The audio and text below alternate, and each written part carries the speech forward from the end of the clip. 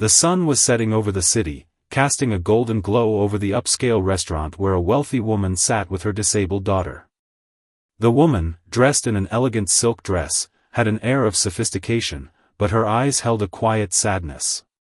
Her daughter, a sweet-faced teenager, sat in a wheelchair, her hands resting gently on the table.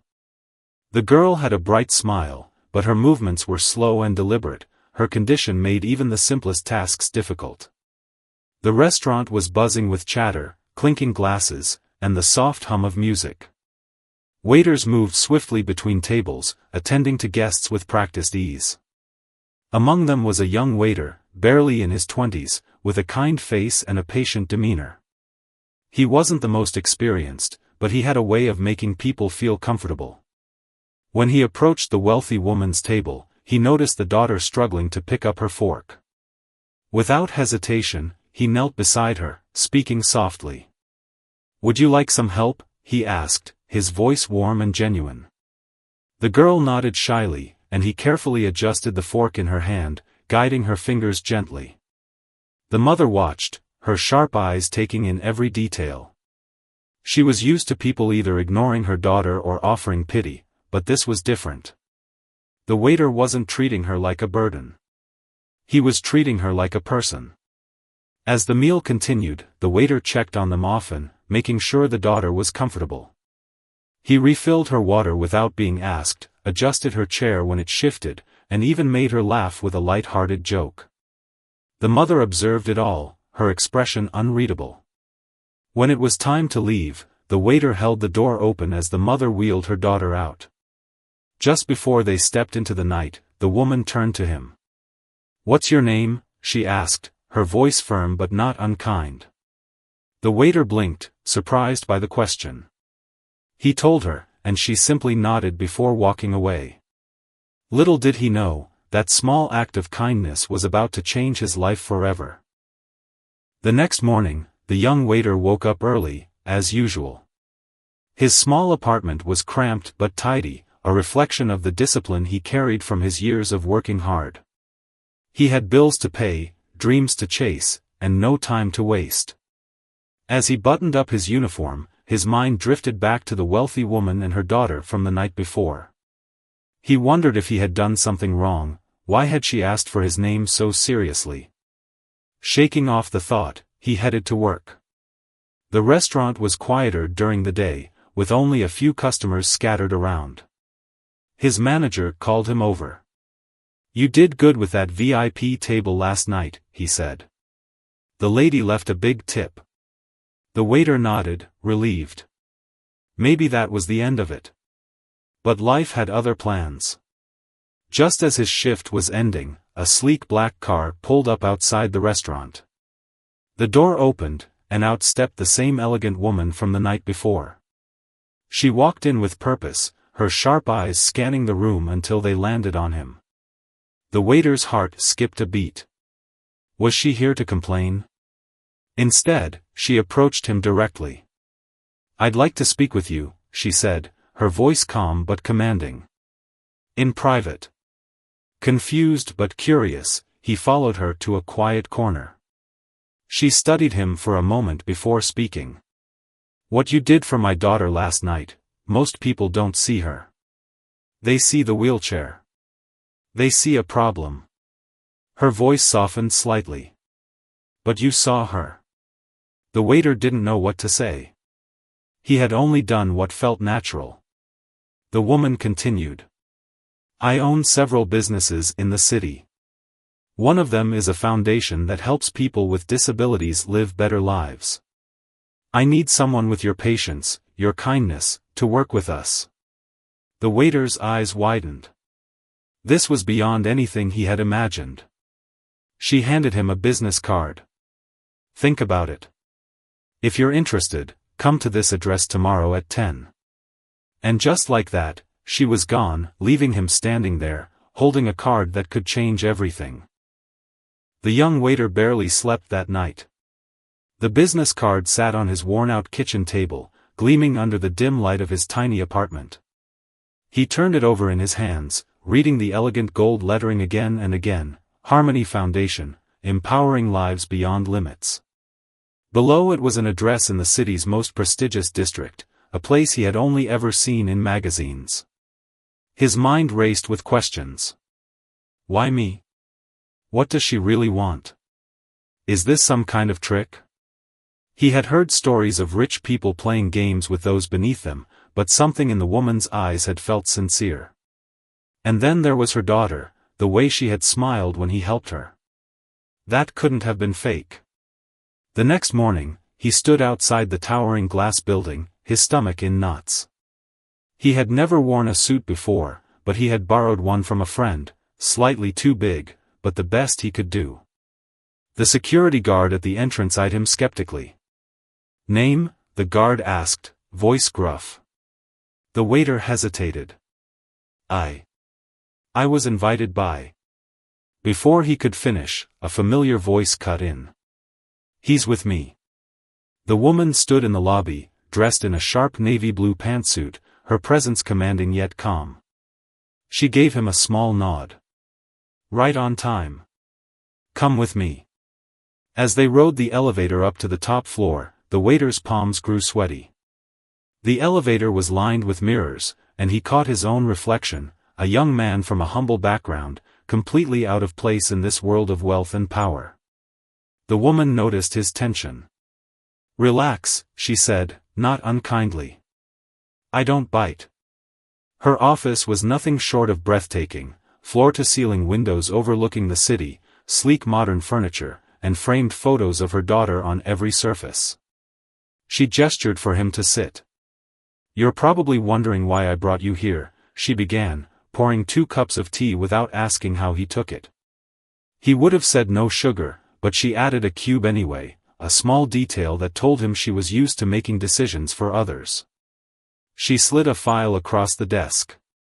Inside were photos of her daughter at various events, charity galas, therapy sessions, even a few candid shots of her laughing. My daughter was born with a rare neuromuscular condition, the woman explained. Doctors said she'd never walk, never live a full life. But I refused to accept that. She tapped the file.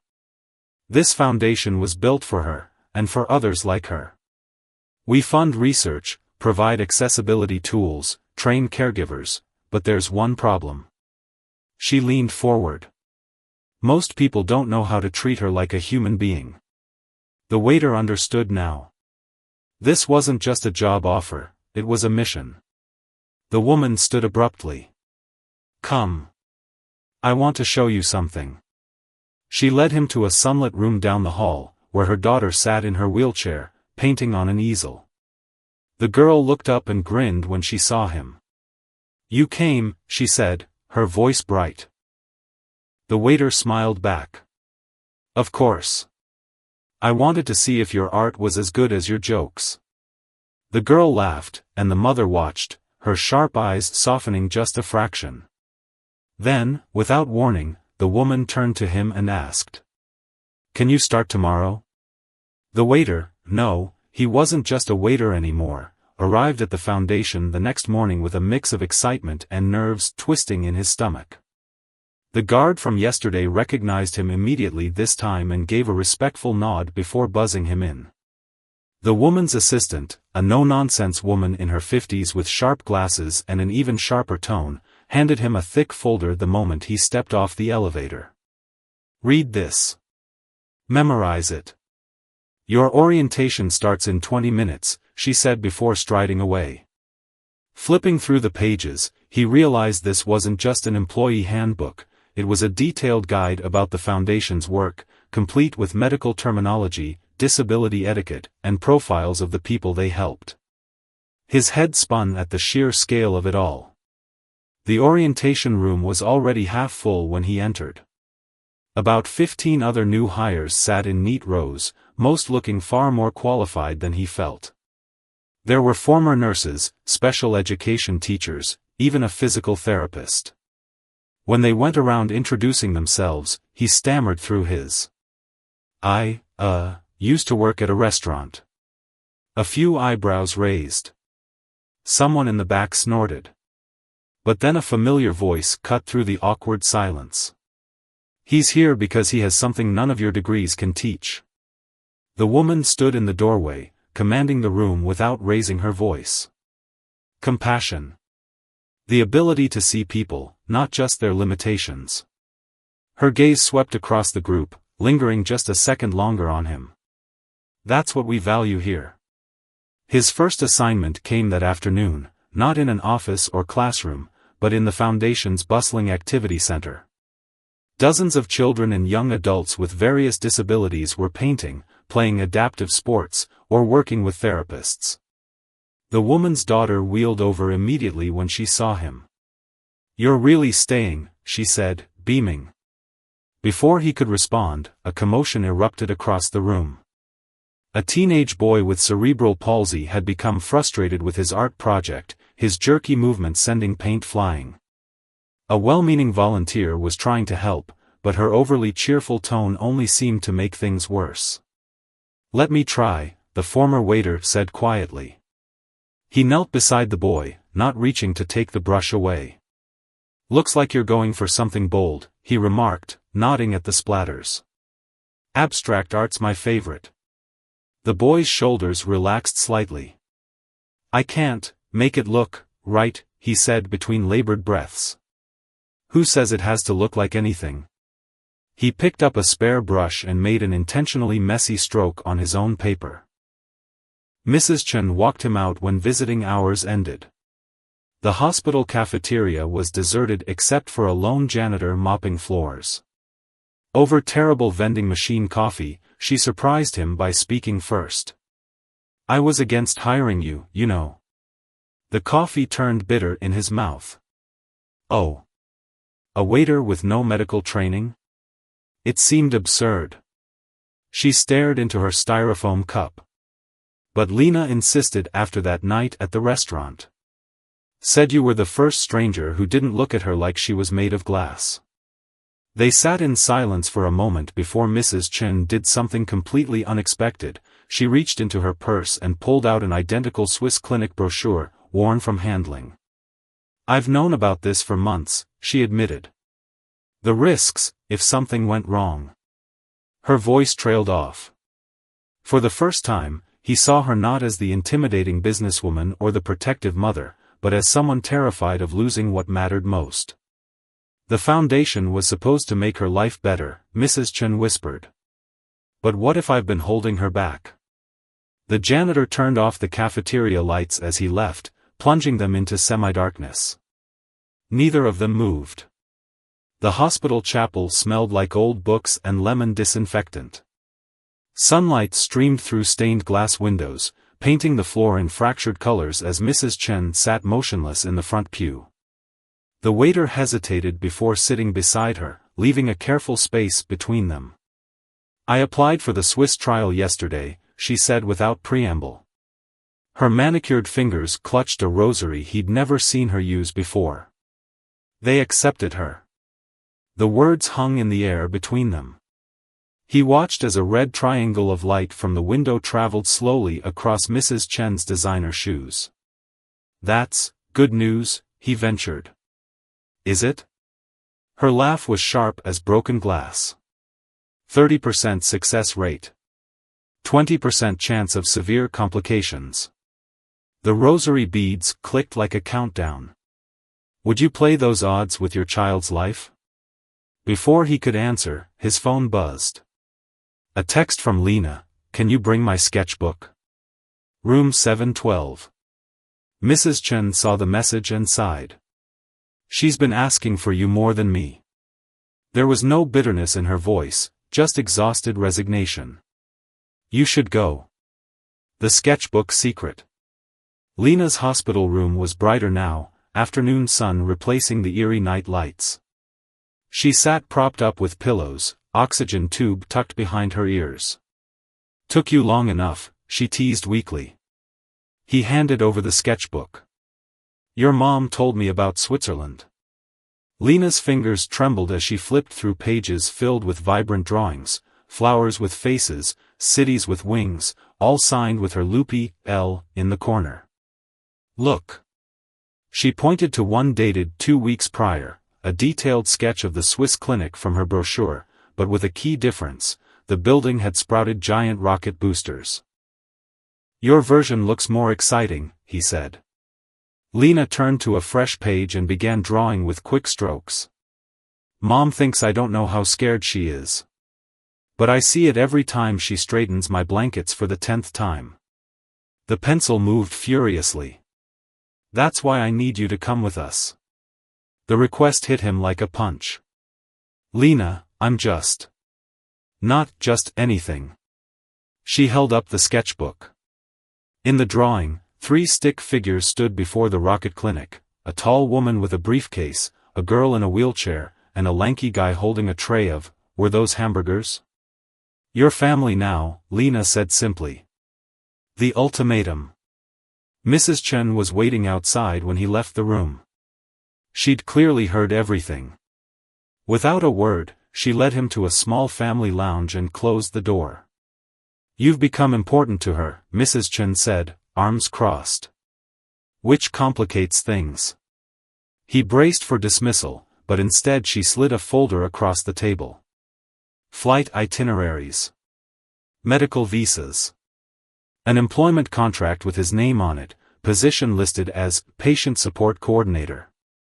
"I'm offering full salary plus expenses," she said in her boardroom voice. 6-month minimum commitment in Geneva. Then, quieter, "She's right, having you there might make this easier." The waiter stared at the papers. This wasn't just a trip abroad, it was stepping into their fragile world completely. He thought of his tiny apartment, the restaurant job he'd never officially quit, the life that suddenly seemed so small compared to what was being asked of him. Outside the window, a medical helicopter took off with a thunderous roar. Mrs. Chen didn't flinch. "I need your answer by tonight." As he walked to the elevator, the folder heavy in his hands, his phone buzzed again. This time it was his old manager. "You coming back or what?" The elevator doors opened. Closed. Somewhere between the 3rd and 4th floors, he realized his hands had stopped shaking. The waiter stood frozen in his apartment, the foundation contract laid out on his kitchen table beside his overdue electric bill. His phone buzzed again, another text from the restaurant manager: "We need to fill your shifts. Last chance." He picked up the contract, reading the terms again. 6 months in Switzerland. Full salary. Housing included. It was more money than he'd ever made in his life. But then his eyes drifted to the small framed photo on his counter, him and his grandmother, taken years ago at her birthday dinner. She had been the one to raise him, to teach him that kindness mattered more than money. "What would you do?" he whispered to the empty room. The decision. He arrived at the hospital just before visiting hours ended. Mrs. Chen was in the hallway outside Lena's room, speaking in hushed tones with 2 doctors. When she saw him, she excused herself and walked over, her expression unreadable. "Well?" she asked. He took a deep breath. "I'll go." For the first time since he'd met her, Mrs. Chen's shoulders relaxed slightly. She nodded once, as if she'd expected nothing less. "Good. We leave in 72 hours. Before he could respond, a crash came from Lena's room. They both rushed inside to find her 4-stand knocked over, her sketchbook on the floor. She was breathing heavily, her face flushed.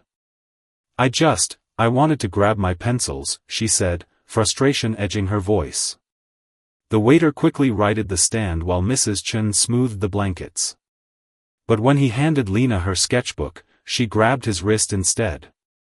"You're really coming?" she asked, her grip surprisingly strong. He smiled. "Wouldn't miss it." The backlash. The next morning at the foundation, whispers followed him down the halls. "Did you hear? He's going to Switzerland with them. Must be nice getting special treatment without any real qualifications. What does Mrs. Chen even see in him?" Even the assistant who had handed him his orientation packet weeks ago now avoided his gaze. At lunch, he found himself sitting alone, until an older woman from the physical therapy department slid into the seat across from him. "Don't mind them," she said, stirring her tea. "They're just jealous." He poked at his food. "Jealous of what?" The woman smiled knowingly. "That Lena chose you." The goodbye. His last night before the flight, he returned to the restaurant where it had all begun. His old co-workers crowded around, full of questions. "Switzerland? Seriously? You're just leaving everything behind? What if it doesn't work out?" He didn't have answers for them. All he knew was that when he pictured his future now, it wasn't in this kitchen. As he left for the final time, the manager shook his hand.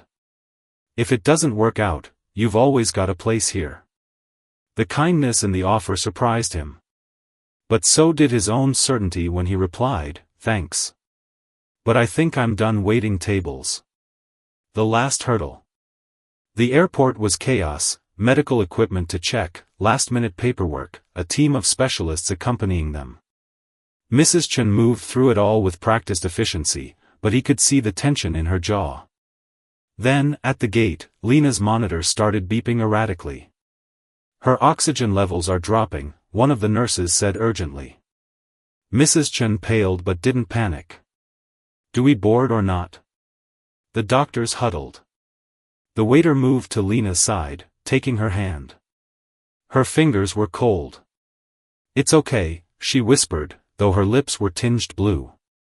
"We're still going, right?" The head doctor finally turned to Mrs. Chen. "It's a risk, but we can manage it on board with the equipment we have." Mrs. Chen looked at her daughter, then at him. In that moment, he saw the real terror beneath her polished exterior, the mother, not the CEO. Then she squared her shoulders. "We're getting on that plane." As they boarded, Lena squeezed his hand tighter. The adventure was just beginning. The airplane cabin hummed with tension as the medical team worked to stabilize Lena's oxygen levels.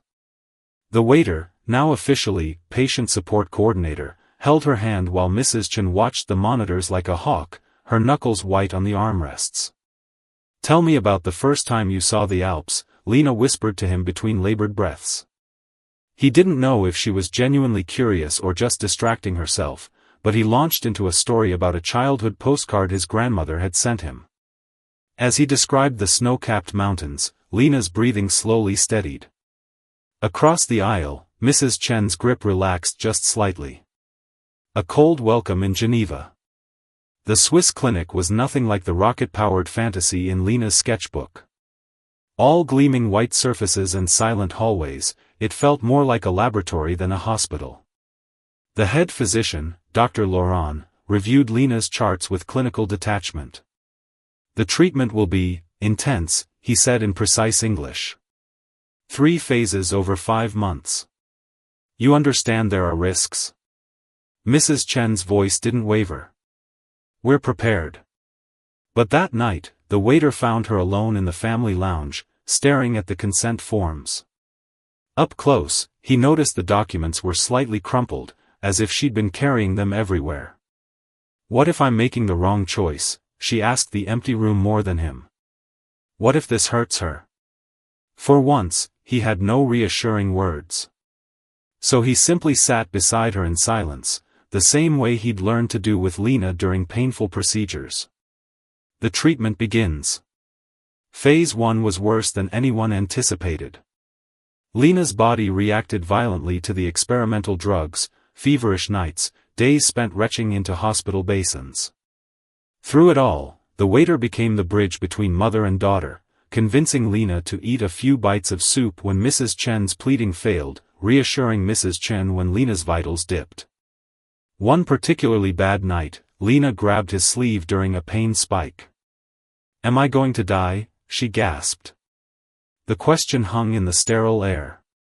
Before he could answer, Mrs. Chen burst into tears, real, unguarded sobs that shook her entire body as she clutched her daughter. "Not if I can help it," she whispered fiercely. Never. It was the first time he'd seen her cry. The turning point. Week 6 brought a miracle. Lena woke one morning and, for the first time in her life, wiggled her toes on command. The medical team was cautiously optimistic. Mrs. Chen was euphoric. "You see," she kept saying, running hands through Lena's hair. "You're getting stronger." But the waiter noticed what others missed, the shadows under Lena's eyes deepening, the way she sometimes bit her lip during celebrations. That evening, he found her sketching furiously in her notebook. "Tell me the truth," he said gently. "How are you really feeling?" Lena's pencil stilled. "It hurts less when I pretend for Mom." She showed him the drawing, a girl smiling brightly, while her shadow self screamed silently behind her. When he showed Mrs. Chen the sketch later, the Foundation CEO finally understood. "She's protecting me," she realized aloud, voice breaking. "All this time, I thought I was the one shielding her." The choice. By month 4, Lena could stand briefly with support, a milestone the doctors hadn't predicted. But the pain was worsening. Dr. Laurent sat them down. "We can stop now with moderate improvement," he explained. "Or continue for potentially greater gains, and greater risks." The waiter expected Mrs. Chen to insist they push forward. Instead, she turned to Lena. "You choose." Lena didn't hesitate. "I want to go home." Mrs. Chen's face did something complicated, relief warring with lingering hope, before she nodded. "Then we go home." Epilogue, 6 months later. The waiter, now officially promoted to Director of Patient Experience, stood on the Foundation's newly renovated terrace, watching Lena demonstrate her latest achievement, walking 10 steps unaided before collapsing, laughing, into her mother's arms. She'd never be completely cured. But she was alive, and happy, and here. Mrs. Chen joined him at the railing, handing over a coffee, black, no sugar, exactly how he liked it. A small detail, but proof she'd been paying attention all along. "You know," she said, watching Lena grin up at the sky, "we never would have tried Switzerland without you." He sipped his coffee, smiling. "Guess that means I'm stuck with you too." Somewhere below them, Lena called their names, demanding they come see her newest sketchbook drawing.